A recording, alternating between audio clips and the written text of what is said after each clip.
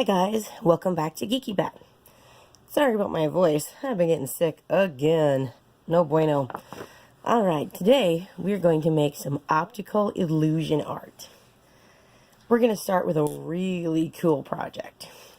You'll need a piece of paper, a marker of some kind. Sharpies work great, but others can work too, and a ruler. I'm using a nice long one this time, so I don't have to worry about going off my page. Although for this one, actually, I don't even think I'm going to need a ruler. For the next one, we will. Alright, so to start, take your piece of paper and draw a curvy line right down the middle. You don't want it to be too curvy. About 3 or 4 curves is perfect. Too many and it'll get too busy and it won't work properly. So here's my curvy line. Now I'm going to add 6 dots along my curvy line. 1, 2, 3, 4, 5, and 6. So starting on one side, I'm going to pick the left side. I'm going to begin joining these dots together in half circle loop shapes. I'm going to go all the way down and off the page. I'm not going to worry about the top right now because I like to use my clipboard. So this is what we have so far. Doesn't look like much, but just wait. For this project, you can go straight down, making new loops for each dot. Or you can focus on one set of loops solely to begin with. If you decide to focus on just one, that one will end up getting bigger and a little bit crazier than if you just went down the row, which tends to make the art look really, really neat. So let's try it. I'm going to pick this middle one to focus on. I'm going to make each loop starting pretty much at the same point where they all connect. As you get further out, that's going to get harder to do. So as long as you find a starting point that looks like it's part of it, it works. See already how it's getting just crazier and weirder in shape? That'll look so cool when we're done. Now I'm just going to go off the page and fix this little bit right here. The nice thing about marker, you just go over it real quick and it's forgiving. It's awesome. Alright, so that's a nice big weird looking one. Looks strange now, but when we're done it'll look really cool. Alright, so now I'm going to pick this one here. Keep it smaller. And do the same thing. For this one, I'm going to go a little bit more narrow.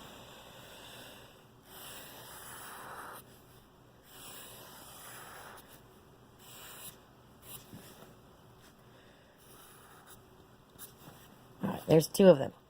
Let's fill in these gaps and see how that looks.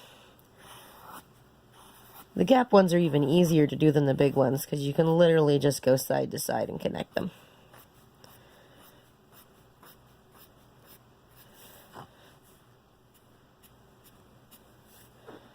Oh, it's looking really cool already.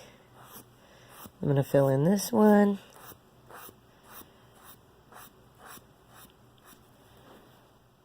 There we go. Alright, I'm going to fill in these 2 together and see how that changes the top.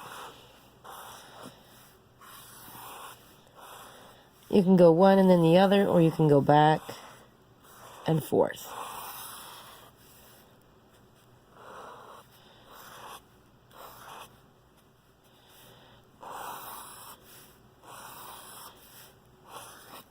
Oh, this is looking neat.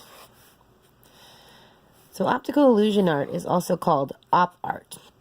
And it is a style of artwork that uses lines and color as well as shading to create the look of a 3D image. There are some very cool styles of op art out there. We're going to do several this week.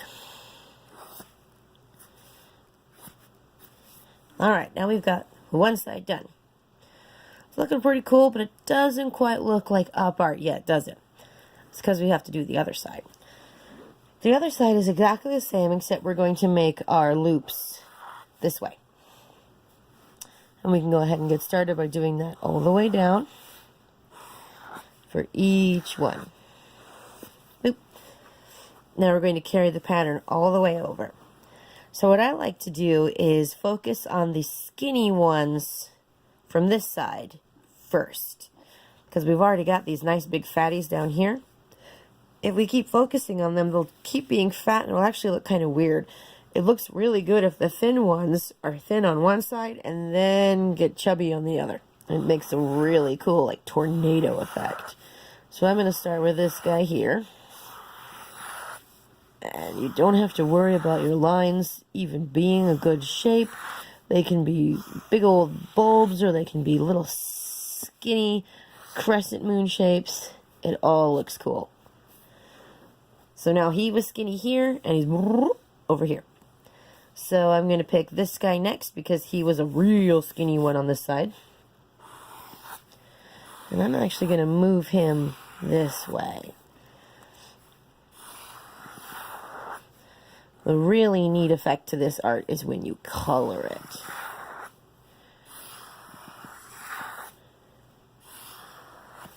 Alright, we're going to go ahead and go off the page there. Oh, that's looking cool, isn't it? You can start to see the effect. Alright, I'm going to pull this guy for my last big guy on this side. And he's easy since he's at the bottom of the page. There he goes. Oh, that's looking neat. Now we can go back in and fill in our gaps.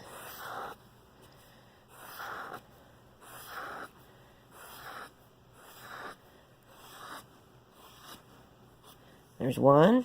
Oh, it's looking so cool. Let's get this one.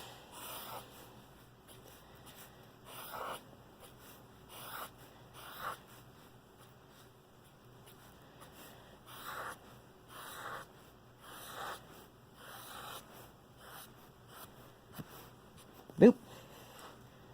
Connect my lines there. Ooh, it's looking neat. We got just one more side to do real quick. And then we gotta add some color. So I can show you how a shading technique makes this look so cool. Alright, there is our piece of optical illusion art. Ooh, it looks pretty trippy, doesn't it? Yes, it's awesome. Alright, for the next part, all we need is markers or colored pencils. For this one, I'm just going to use markers to show you guys how the shading works. So I'm going to pick a nice light color.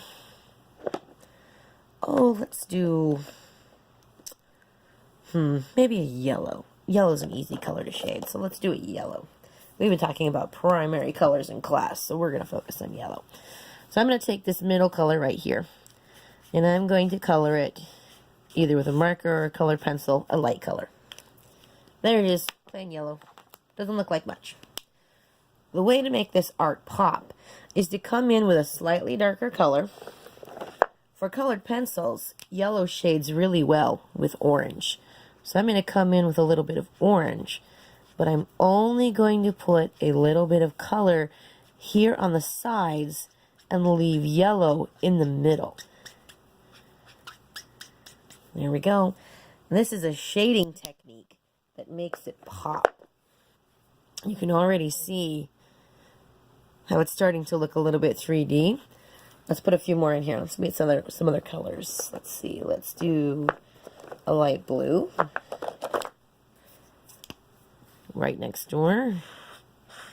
We'll do a couple of these so you guys can see how much this works. Let's get it slightly darker blue.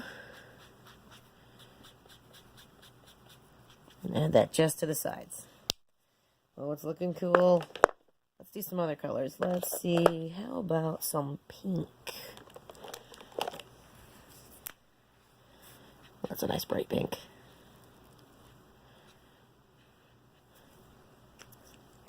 So with markers usually and colored pencils, you can just find a slightly darker color. For yellow, it's orange. For red, you can start with pink and then use red to shade it. Or you can start with red and use brown to shade it. It works both ways. For blue, use a light blue and then go back with a dark blue. for green, light green, and dark green. And let's see. You can always use a little bit of black to do your shading. Trying to find a light green in my big marker bucket, and I'm not having luck. What's this? Fluorescent green is going to be a little too bright. There's one. Awesome. I have a lot of markers. Alright, we'll do a quick green, and then I think we'll have a good look at this.